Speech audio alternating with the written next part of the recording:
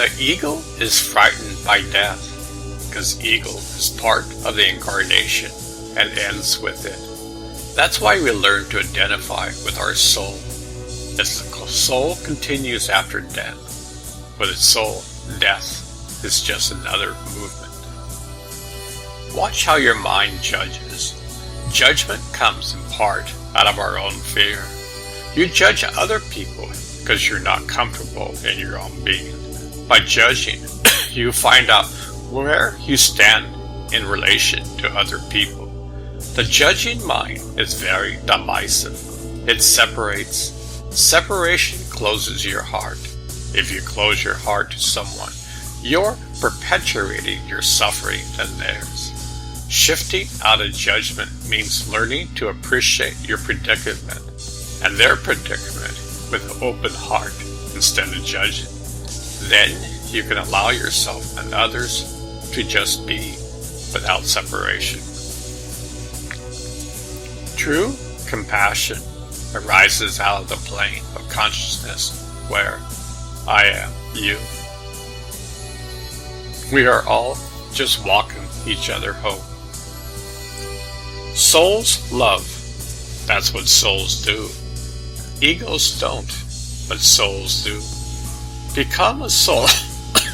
Look around, and you'll be amazed. All the beings around you are souls. Be one. See one. When many people have this heart connection, then we will know that we are all one. We human beings, all over the planet, we will be one.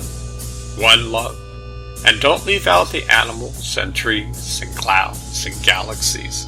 It's all one. It's one energy. Our energy is more deeply involved in life and yet less attracted to it. The game is not about becoming somebody. It's about becoming nobody. If you think you're enlightened, go spend a week with your family.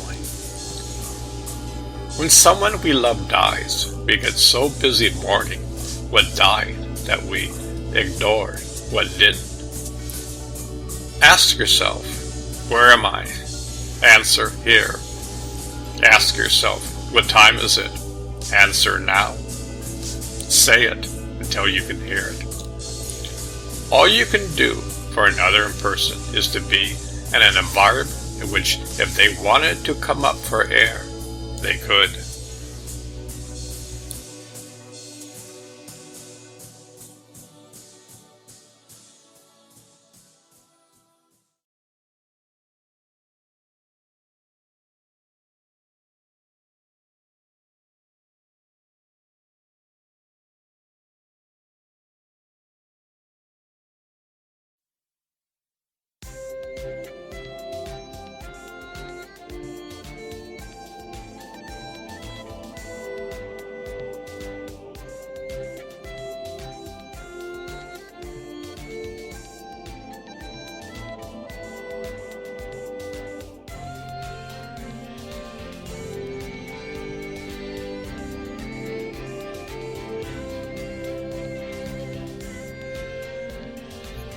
The intellect is a beautiful servant, but a terrible master.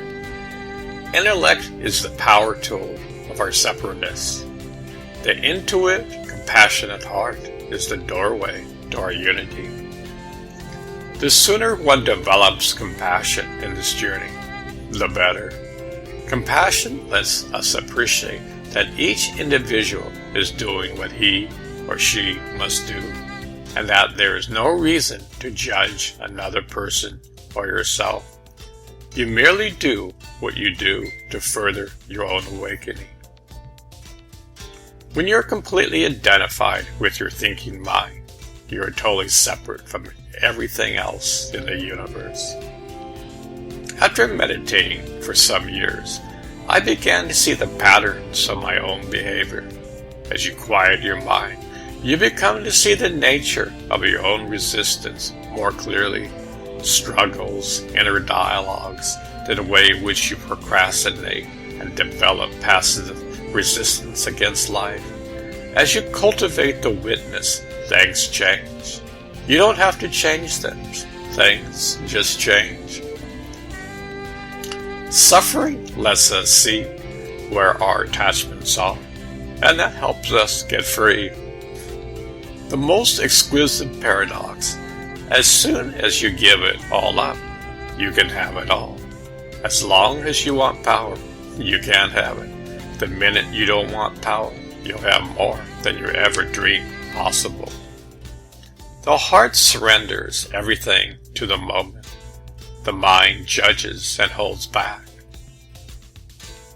In most of human relationships, we spend much of our time reassuring one another that our costumes of identity are on straight.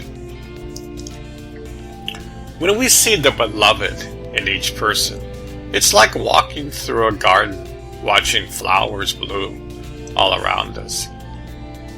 I would like my life to be a statement of love and compassion, and when it isn't, that's where my work lies. As long as you have certain desires about how it ought to be, you can't see how it is. Everything changes once we identify with being the witness to the story instead of the actor in it. The universe is made up of experiences that are designed to burn out your attachment, your clinging to pleasure, to pain, to fear, to all of it. And as long as there's a place where you're vulnerable, the universe will find a way to confront you with it. It's very hard to grow because it's difficult to let go of the models of ourself in which we invested so heavily. Each person tells you who they think they are and who they think you are.